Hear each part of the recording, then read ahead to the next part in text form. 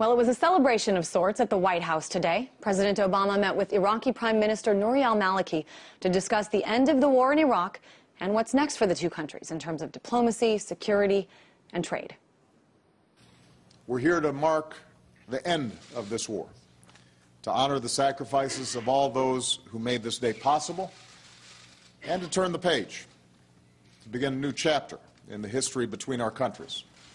This is, of course, what the cameras saw, what was discussed on the surface. But today we want to take a look at some of the deeper issues here associated with U.S. troops leaving Iraq, and in particular, how this new chapter affects the future. Nearly all the troops will be gone by the end of the year, but there is already talk of trainers coming back to teach Iraqis. And the handful of troops that will remain will do so at the embassy, which is actually expanding. And more than 16,000 contractors and government officials will also stay. So yes, the troops are leaving, but the U.S. is a long way from being totally gone from Iraq. Raed Jarrar is a blogger and American political activist, and is here to talk about this. And let's start with today's meeting. Let's not forget, President Obama campaigned against the war in Iraq, campaigned against wanting to pull all the troops off. But today he said, he called Iraq, quote, a model for others who are aspiring to build democracy. Talk about that statement and how you interpret that. I don't think President Obama himself believes that. Iraq is... Then why did he say it? I think the U.S. is trying to spin what's going on, put some happy ending there. There is nothing happy about what happened in Iraq. Iraq is not a model for anything. It's a destroyed nation. 1 million Iraqis were killed in the last 8 years, and 5 million were displaced. I was born in Baghdad. I spent most of my childhood there and graduated from the university. The last time I went to Baghdad, I did not know a single person in the entire city. Every single person who I know was either killed or moved out of the city. It's a disaster. Iraq continues to be a disaster. It wasted, billions of dollars from the U.S. side and from the Iraqi side. And it destroyed the U.S. image around the world. So the attempts to put a spin today to make this seem as a success, I don't think anyone believes it.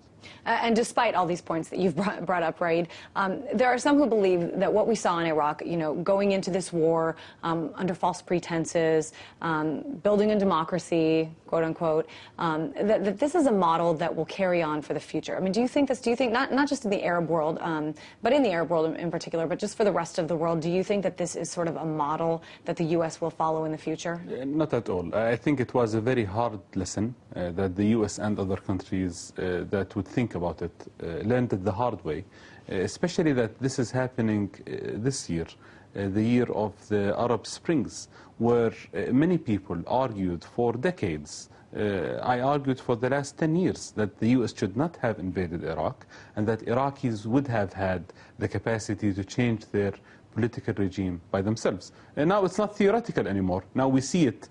This is practical. This is what Tunisians did. This is what Egyptians did. This is what Yemenis did. And this is what many other Arabs will be doing in the region, getting rid of their dictators without foreigners invading and occupying their country.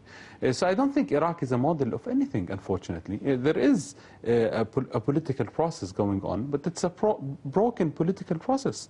And although many people, including myself, vote in this political process, we understand its shortcomings. We understand the fact that the Iraqi people's voices are not being represented in a transparent matter.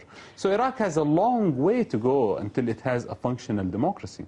You call this a hard lesson that the U.S. had to learn, other countries as well. A hard lesson, but looking back, Raed, I mean, didn't they know, didn't the Bush administration, State Department officials, CIA, all the military officials, military intelligence on the ground, I mean, when you talk about democracy and going to another country to build a democracy, it seems to me there are some basic lessons there, lessons about culture, about geography, about history of this place, of Iraq, that either were not taken into account or that were ignored when it came time to actually get those goals, those stated goals accomplished.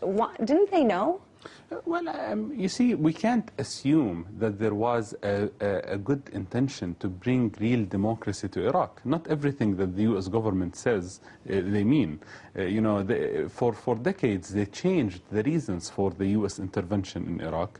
We shouldn't forget that the military intervention started more than 20 years ago, in 1991.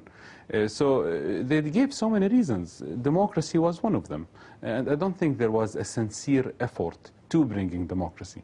There are so many solid examples on the ground that show that the U.S. either circumvented or blocked the Iraqi democratic system when Iraqis tried to fight against the U.S. interests. When the Iraqis wanted the U.S. to leave, the U.S. tried its best to circumvent the system and stay.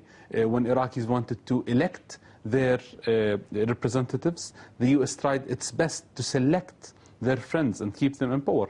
So it wasn't a sincere process to start with, and it was a failure because, as you mentioned, the majority of Iraqis, including myself, did not believe that democracy will come on U.S. tanks. I want to expand this from just the U.S.-Iraq relationship to the broader picture, the sort of global chessboard here. Let's talk about Iran and Syria. Certainly, President Obama has called for Syrian President Bashar al-Assad to step down. More than 4,000 people apparently have been killed in those protests. And then there's the matter of Iran and the relationship between the U.S. and Iran. I want to get your take. I mean, if there's a war and it involves the U.S. and Iran, whose side does Iraq take, and why have they not been more supportive of the U.S. Sort of thoughts about Syria? Yeah, this is another symptom. I think it's another sign and proof that the U.S. Policy in Iraq failed miserably, because now the U.S. is leaving, and what do we have in Iraq? We have a failed state that is run by political parties loyal to Iran, mostly. The current Iraqi political regime is not very friendly with the U.S., but it's very friendly with Iran. So if a war theoretically erupts between the U.S. and Iran, the current Iraqi regime will most definitely take Iran's side. We saw now how, with the events in Syria, the Iraqi government took the Syrian government's side. It was the only government in the Arab world, actually, other than Lebanon, that voted against sanctions on Syria. And they continued to supply Syria with embargoed materials like hardware and software used to censor for internet censorship that is being brought from the U.S. and sold to Syria by the Iraqi government. So it's another example of the strategic failure of the United States in Iraq. All right, we are out of time. Thanks so much. A blogger and Iraqi-American political activist, Raed Jarer.